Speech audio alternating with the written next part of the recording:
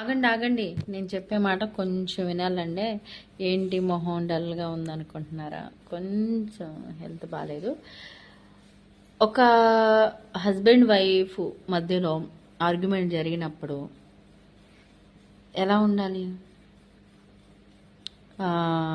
పోటాపోటీగా ఇద్దరు ఫైట్ చేసుకోవాలా, ఆర్గ్యూ చేసుకోవాలా, లేకపోతే ఎవరన్నా ఒకళ్ళు తగ్గి ఒకళ్ళు అరిచినా, లేకపోతే భార్య అరితే భర్త తగ్గాలి, లేకపోతే భర్త అరితే భార్య దగ్గర అలా ఉండాలా? ఒక అమ్మాయికి తన హస్బెండ్ అంటే చాలా ఇష్టం ఉందనుకోండి, అప్పుడు ఏం చేయాలా? నువ్వు కొడతావా కొట్టు, తిడతావా తిట్టు, ఏం చేస్తావు చెయ్యి, కానీ చచ్చినా నేను వదలను అని చెప్పు. ఎందుకంటే నేను మా ఇంటికి వెళ్ళిపోతా, మా పుట్టింటికి వెళ్ళిపోతా, నువ్వు నాకు అవసరం లేదు అయ్యి అని మాట్లాడావనుకోండి, ఆ మాటలనే వాళ్ళు అలసుగా తీసుకొని రేపొద్దున డైవర్స్ కూడా ఇచ్చే అవకాశాలు ఎక్కువగా ఉంటాయి.